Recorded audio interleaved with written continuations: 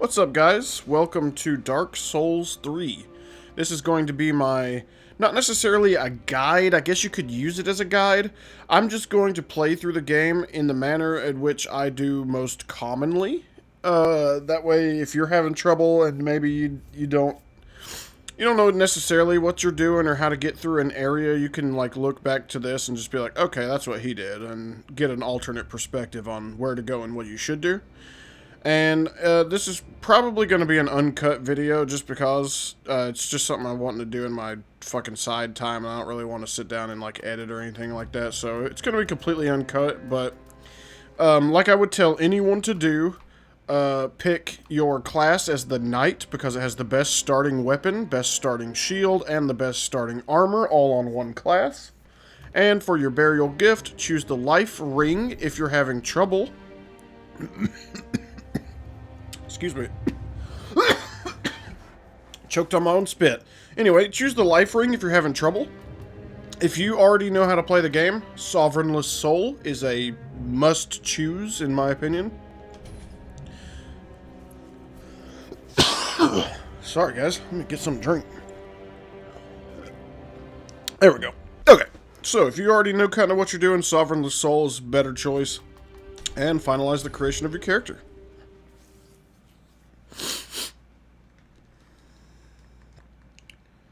Let's hope I don't choke on my spit again. Oh!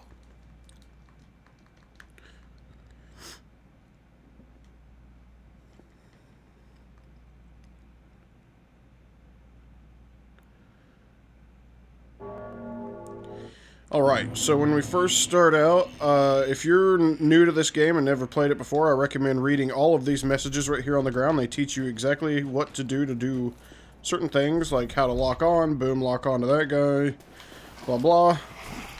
Whoops. I would highly recommend learning your moveset, whether it be heavy attacking, or parrying, or blocking, or light attack comboing, or rolling. Make sure you're paying attention to your stamina bar as you do those actions, so you kind of get an idea of how much stamina they take. And we're going to grab that Estus Flask Shard. Or not Shard, but the Ashen Estus. The blue Estus Flask is to get your blue mana bar up there at the top back. And the other Estus Flask is to restore your health. Pretty straightforward. If you've played any of the past Souls games, then you'll already know that. I'm going to go ahead and pop that Sovereignless Soul for free 2,000 souls. Going to go ahead and get that off my bar as well. And if you're new, I don't necessarily recommend you come up here and fight this, but if you kind of already know what you're doing, killing this guy will give you 4,000 souls to level up at Firelink Shrine. Oh, and you could also just get, like, massively wrecked by him in the process. Go ahead and chug that Estus. These guys are pretty easy to strafe around. Uh-oh, my camera just went inside the map. Go ahead and get my stamina back. Let him attack and then we react. He's gonna do the roll. Get a free hit on his head. Dodge the magic. Dodge over here. Oh, I wasn't expecting that. That's his fastest attack. Alright. Easy peasy on him. He drops a Titanite scale as well. All those big crystal lizards like that will drop you a Titanite scale. Titanite scales are used for leveling up boss weapons. That you can use the boss souls to transform into weapons. So, keep that in mind. Let's see. And now we've got 6,000 souls already, and we just started. So by choosing the Sovereignless Soul and taking that guy out, it already puts you at a severe advantage early on. And rest at this bonfire to get our Estus Flasks refilled. And now if we die, we will spawn on this bonfire. So, now where? We're going to go over here and jump straight towards this tree. By doing so, we get a Titanite Shard. That's the very first Titanite Shard. And what those are used for is upgrading standard weapons.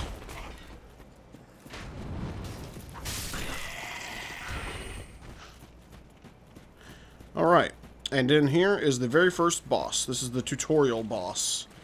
Okay, so the very first time you ever come in here, you get an opportunity to take advantage of him standing up. But if you die, he will already be standing up. So if this is your very first time in here, go ahead, take advantage of this right here. We're going to remove the sword.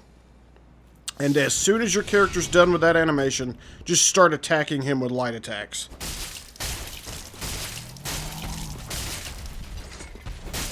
Now, we've already got him down about 10% of his health, and he didn't even get to swing at us yet. Now, I always tell people to learn to roll through this guy's attacks. Don't get greedy. Just attack him twice, once or twice, and then roll out of the way. When he transforms like this, stay to his right, wait for the jump, and then roll. Stay to his right. Just wait for him to attack, and then you take advantage. Wait for him to attack, and then you take advantage. Wait for the jump, and then roll. Take advantage. He's gonna jump, and roll. Take advantage. Easy peasy. Okay. Now, every time you kill a boss, you're going to get an item called an Ember. But since we didn't already have Embering on, it will not give us an item, it will just restore the current Ember that we didn't have. So now, if you look at the very top left of the screen where my health bar, my stamina bar, and my mana bar are, there's now a little bit of fire up there in that, like, symbol area. And that means you're embered. And being embered gives you a few extra resistances to, like, poison, curse, and all that shit, and then gives you, I think, 30% more total health. It might not be 30%, it might be like 25%, but I think it is 30% health. So, that's always good. Extra health is extra health, no matter how you look at it. So, if you are new, I highly recommend you come up here before going into Firelink Shrine and killing these guys right here. And grab this Ember right here, because you may need it if you die. That's how you can restore your Ember manually by yourself without having to kill a boss. So you can just use that Ember and it'll restore it for you. And we're going to grab this Homeward Bone, which I like to press start and put Homeward Bones and Embers right here on my little quick toolbar. Not only that, I like to put the Black Separation Crystal just in case I'm summoning people for whatever reason. Or if a blue comes into my world and I really don't want him there for whatever reason, I can get him out. Go ahead and grab this other Ember. And now strip off your armor. Or just get your weight to under 30%. Either way, it doesn't matter. And we're going to go up here. Now, can you do this with your weight above 30%? Absolutely. But if you're under 30%, it's a lot easier to pull off. So what we're going to do is grab this soul. And if you can look right here, there's a tree and this little ledge right here. And what you can do is, it might take you a lot of tries, but you're going to run up this, turn, and jump. So what we'll do is run, turn, jump, and boom, we're on the roof. So, normally you'd have to spend 20,000 souls to get a key to get up here, but if you use that trick, you can do it early and for free. And the bird's nest is right here. You can see the feathers on the ground. If you look up, there's a light coming down. That's where the actual nest is. But you can actually drop items here, and it still counts as putting them in the nest. So I highly recommend leaving one Homeward Bone. That gives you the emote, Call Over, and Solaire's Gauntlets. And this item here is your first Estus Shard. That actually allows you to get another Estus Flask. So now, we should be able to have 5 Estus Flasks to heal ourselves with. And this ring right here, behind the illusory wall, will allow us to gather more souls for every enemy we kill. They drop extra souls. So now we can put our armor back on. And we're good. Let's jump down. I didn't mean to do that. We're going to jump back down to the bottom here and enter the coiled sword fragment right here. which will create the Firelink Shrine Bonfire. Now, since we didn't die and we've killed all that stuff, we now have 9,200 souls plus the 1 soul that we picked up, so we'll go ahead and pop that for 9,400. And this lady here, the Firekeeper, she is how you level up. So you have to come back here and talk to her every single time you want to level up. So let's go ahead and do that. Now, if you're first starting out, I don't recommend you do anything except get your vigor up. Get that vigor up. Look at that. That jumps my health from 454 all the way up to 723. That's a big-ass jump, okay? Like, do not take that for granted, guys. If you're new, get yourself some health. You will not regret it, okay? Now, if you already know what you're doing, I would say go ahead and get you 15, and then we're going to bump strength and dex up to at least 15-ish. Okay, now we'll use the bonfire. Oh, wait, no, we're not. No, we're not. One more stop. One more stop. We gotta go over here to the lady.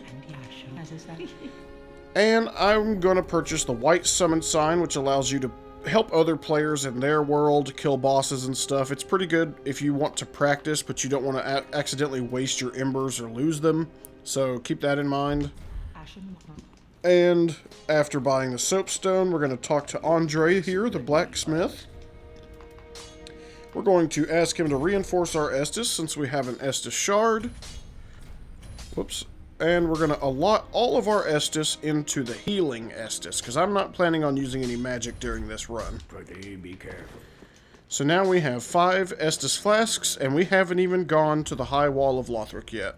So, let's go ahead and travel over there.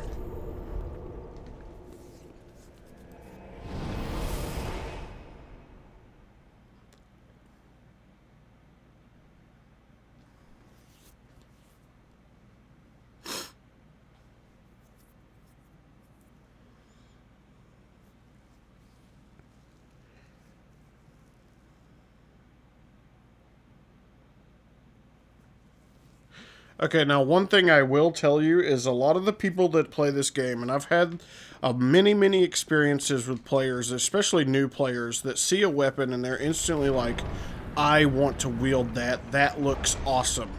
Well, guys, I'm sorry to burst your bubble.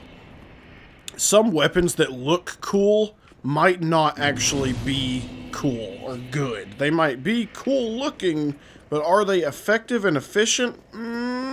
It depends, and it's kind of complicated, and it's really based around your stats on your character, and the weapon scaling. If the weapon doesn't scale very good, then it's not gonna matter if your attributes are good or not. It's just the weapon's just not gonna do good damage, just because of the scaling on it. And scaling, like, for example, if you look at my longsword right here, at the very bottom there, it says attribute bonus, and you can see the strength symbol with the guy's arm and the hand symbol right there next to each other. But they both have a D. That means the sword scales in a D with both strength and dexterity right now. Well, D is not very good, but as I upgrade the longsword here, the scaling on that will naturally go up as I level it up. So eventually it will end up being like a C scaling in both strength and dexterity, which is a whole lot better than a D. And then you can use different gems to infuse on your weapon, and that will increase the scaling even more. So if I want this sword to do more damage without infusing anything into it, then I need to level up my strength and my dexterity for this thing to deal more damage. Now, that's not saying that I have to, because I can infuse a heavy gem into this, and that will make it to where it only scales with strength, but it will scale a lot better. It'll actually be like an A or a B scaling, which is some of the best scaling in the game.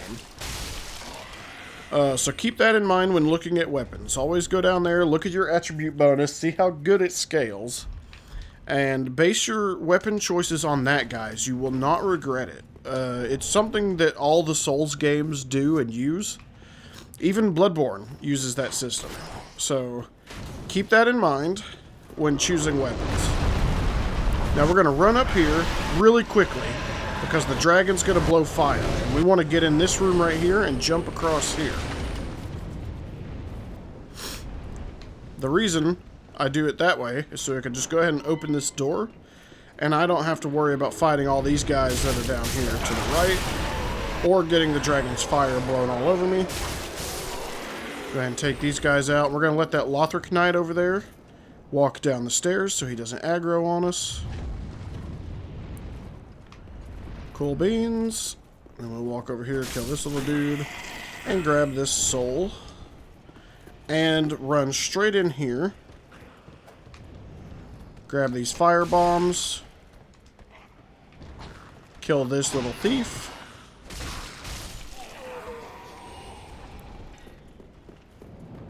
And light this second bonfire. We've now made it to the second bonfire, and now we go back here to the Titanite shard so that we can level up our weapon. I think we could actually level it up right now, since we've collected 2 shards, but we'll wait and do that later. For now, we're going to drop right down here and go through this door, and grab this soul here. Kill this thief guy who's running after me. Those guys are really easy to block and then stab, so remember that.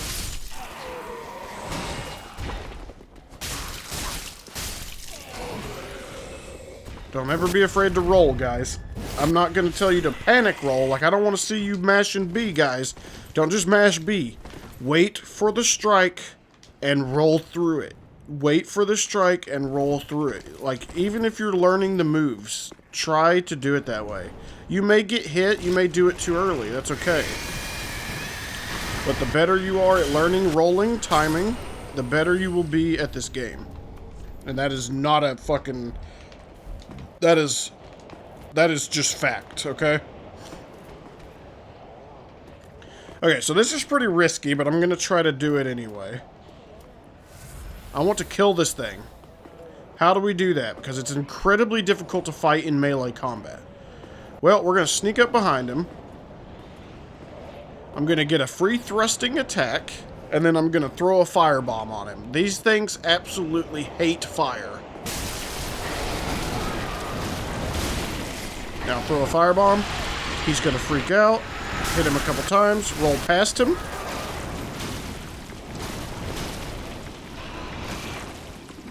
Whoops. Throw another firebomb. And then another one. And then another one.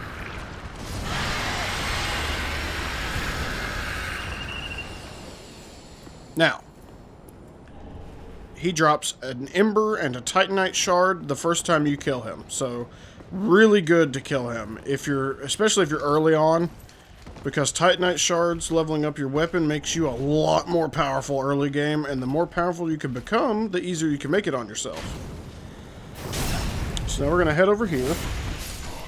I'm going to wait for this fella to come towards us so we can fight him one-on-one without being shot.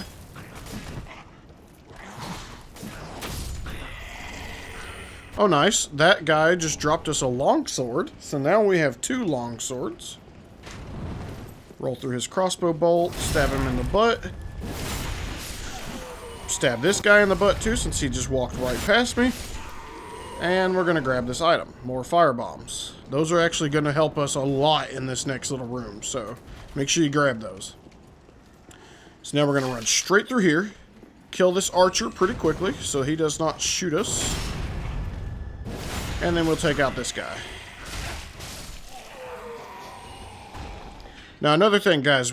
You see how I block? I reaction block. I don't want to see you guys in combat just running around with your shield up like this. Because the whole time your shield is up, you're not going to be regenerating stamina. So if you get hit enough times, your guard will be broken. Like, watch this. See, look at my stamina. It goes up incredibly slow while blocking. Granted, this guy doesn't take a lot of stamina damage away from me when he hits me, so it's not a super big deal. But, you get the gist. Don't be turtling, guys. Turtling is not the answer. I know it's like, probably habit or instinct for you to think, oh, I need to hide behind a shield, I keep dying. Don't do that. Just roll. Learn how to roll. Learning how to roll is hard, It does take a lot of time, and it does take a lot of effort for you to learn it, but guys, you will not regret it. Now, the knight in the next room. As this class, you have a longsword. Well, if you hold it in two hands, you can use the weapon art, which is the left trigger. Now, that puts you in this stance. Now, if I use the right bumper attack, it will do an uppercut. And that swing's uppercut is really good at breaking the guard of someone who's blocking with a shield. So this knight in here, if he goes turtle mode on you and starts blocking, remember to two-hand and uppercut his ass. And I'll try to do it right here. Okay, I hit him with it, but he wasn't turtling. Okay, that breaks his guard. Run up to him and hit the right bumper to attack, and that gives us a nice critical. Now he's almost dead. Easy. Oh, and he dropped his helmet, which is actually an insanely decent piece of armor for early game. It's not. I'm not going to say it's great, but it is solid. Now watch out for this guy right here, because he always runs. Whoops, I accidentally turned my camera around right there. Or my character, not my camera. That's the broadsword. It has better scaling than the long sword, but do I recommend using it? No. The moveset on it is a little shitty, and it's like got zero range, sadly. So it's just not super great. It does more damage, but you're losing range and the ability to thrusting attack like this, which, in my opinion, is not worth the trade whatsoever. So now we're gonna go in here. If you are not playing as the knight, I recommend opening this chest because you get a decent shield that's not going to let you parry, but at least it's 100% physical block. So if you don't have one of those yet, that's the first really decent shield you'll get access to. I'll blow that guy up.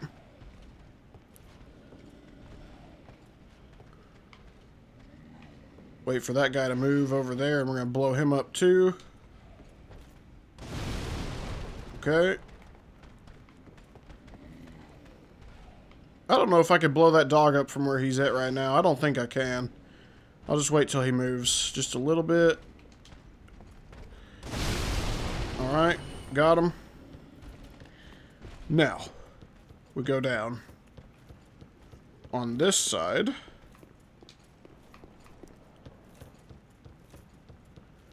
through this little gap here.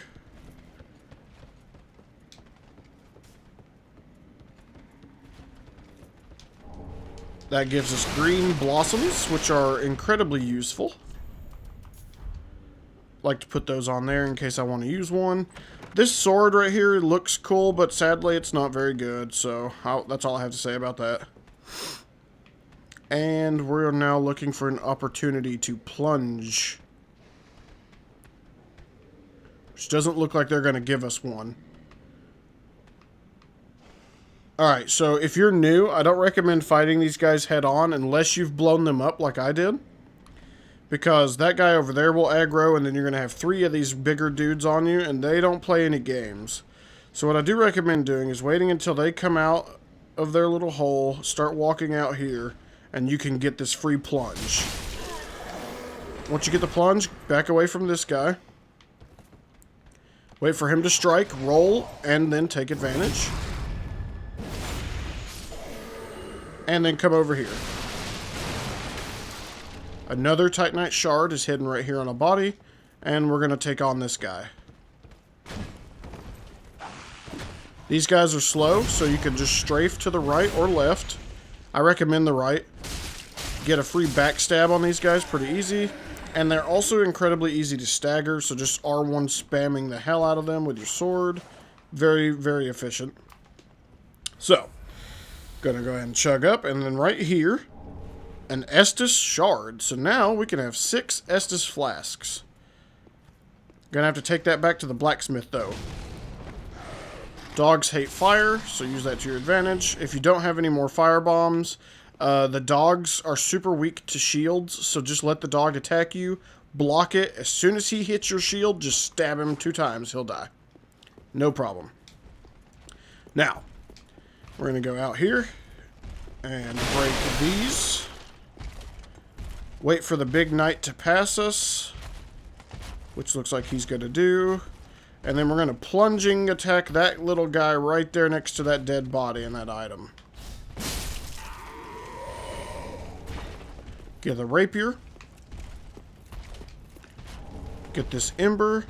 And there should be one more ember right on the other side right here. Yes, there is. And then we go straight back over here.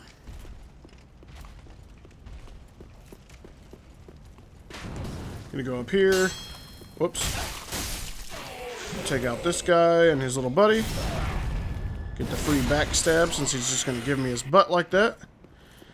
And we're gonna go grab this soul. Now, if you're new, I recommend jumping over there and grabbing that item. It's a ring of sacrifice. And what that does is if you're wearing that ring and you die, you will not drop your souls wherever you died. And if you died without the ring on and you don't feel like you can safely run back and get your souls, you can put that ring on, and if you wear it and die again, your souls will still stay on the ground where you died the first time. So you can get 2 opportunities to try to get your souls back. So it's pretty useful. But when you die, the ring breaks. So remember that. Don't try to be too overzealous with the rings. Use them only if you absolutely feel like you need to. Now, we're going to run back up here, even though I don't necessarily need to. I just kind of want to heal up and get my Estus back. Oh, the dog's up here, so we can't rest. Block the dog, stab him twice. Alright. Now, there's one more thing up here we could do, though. It might be a little risky, and I don't necessarily recommend doing it unless you're just one of those players who wants to make the most of everything.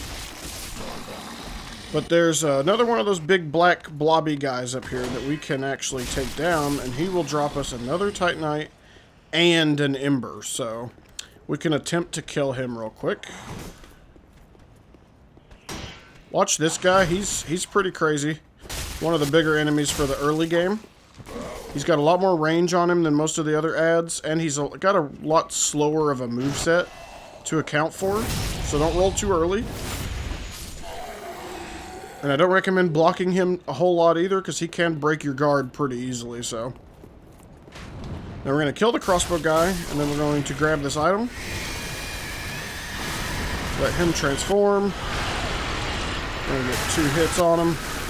Whoops, I accidentally swung 3 times. Rolling away from this enemy is pretty dangerous.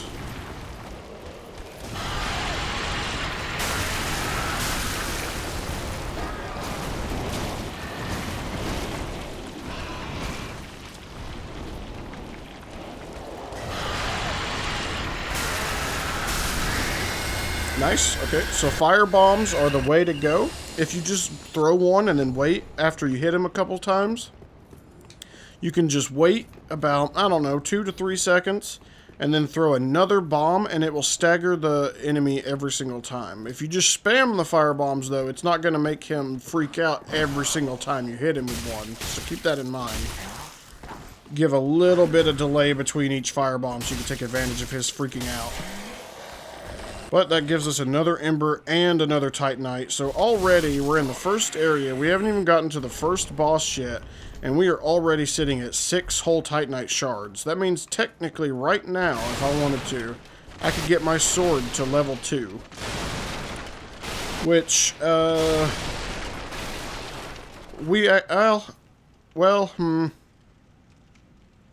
yeah, I guess we can go do that real quick. I'll just use this Homeward Bone to go back to the Firelink Shrine, and we'll go ahead and do that, just so I can show you guys who are early game and new to this, maybe, where to go and how to do it.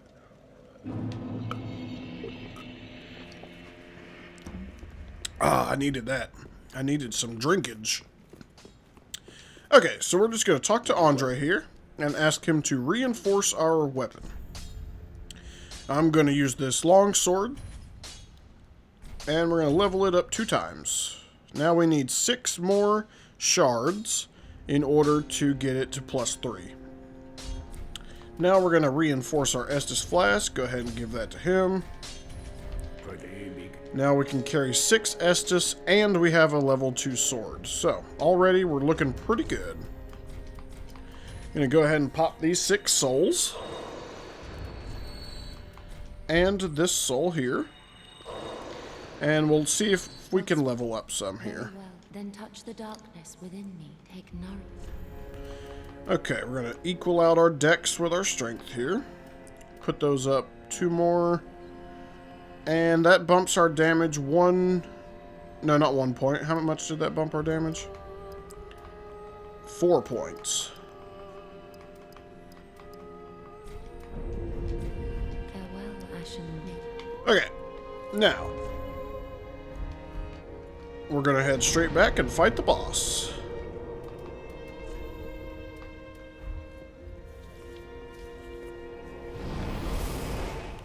Fighting this boss with an unupgraded weapon can be a little bit of a challenge if you're new, but doing it with an upgraded weapon makes it absolutely trivial.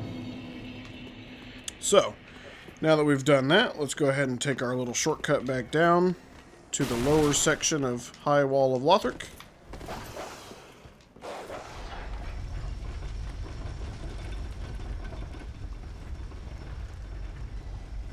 Okay.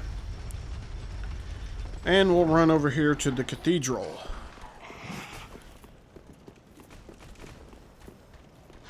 Every time you rest at a bonfire, too, I didn't say it, but it's probably pretty common knowledge to most of you. If you rest at a bonfire, every single enemy will have respawned. Whoops.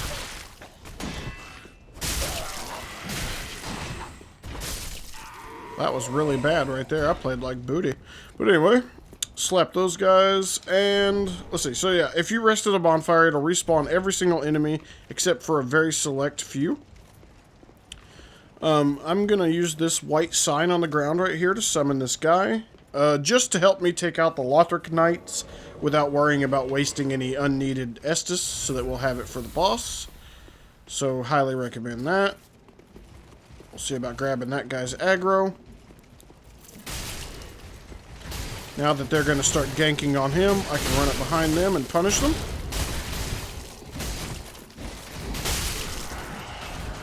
He killed one of them.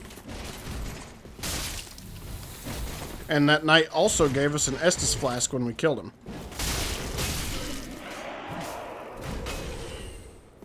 Nice. So we've still got full heals. I'm going to go ahead and take off these fire bombs since I don't have any more and put on this gold pine resin that we picked up earlier.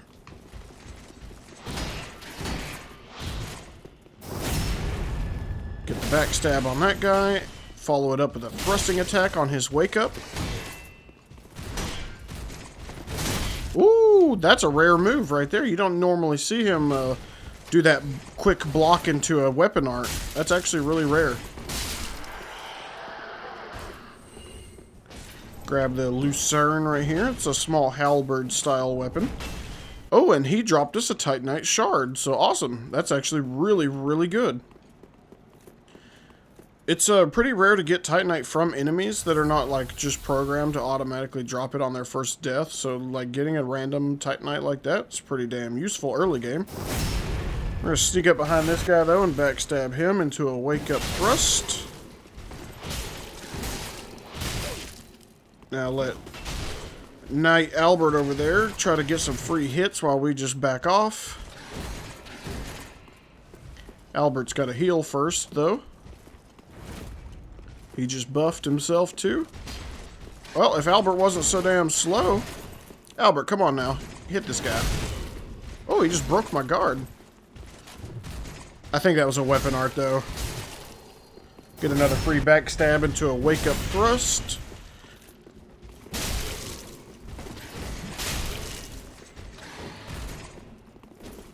Oh, I missed my thrust. Alright. Now this guy, the first time you ever kill him, he drops a refined gem. And what that does is it allows me to put that on my weapon, and it makes my weapon scale a little bit better with both strength and dexterity. So if you're leveling strength and dexterity on your character, that will make you do more damage on almost every single weapon in the game, except for twinkling weapons and boss weapons. You cannot infuse twinkling Titanite weapons or Titanite scale weapons, which are the boss weapons.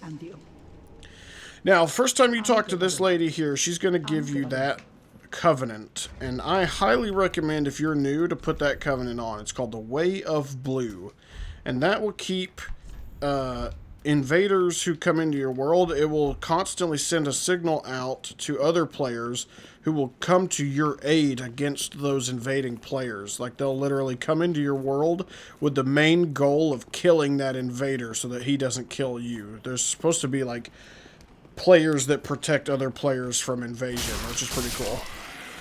So if you're new and you definitely don't know how to PvP, highly recommend doing that just to get yourself a little extra help.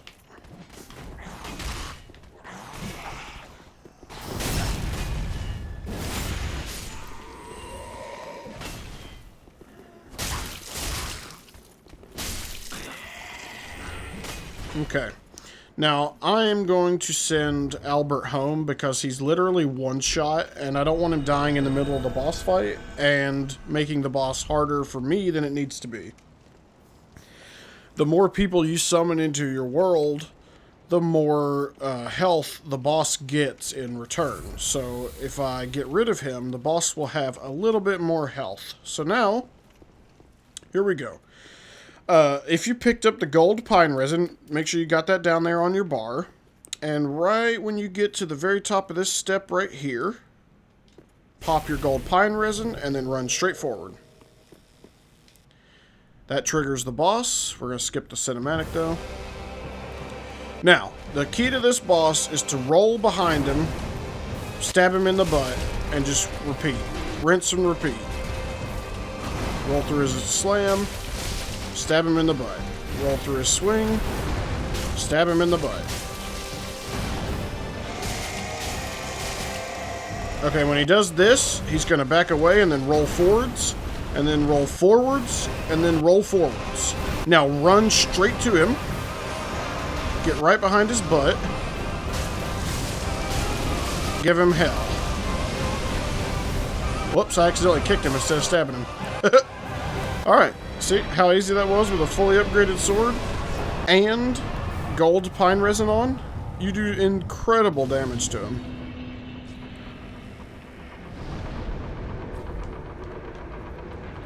Now, we're heading down to the Undead Settlement, the second area of the game. Thank you guys so much for joining me on this episode of Dark Souls 3.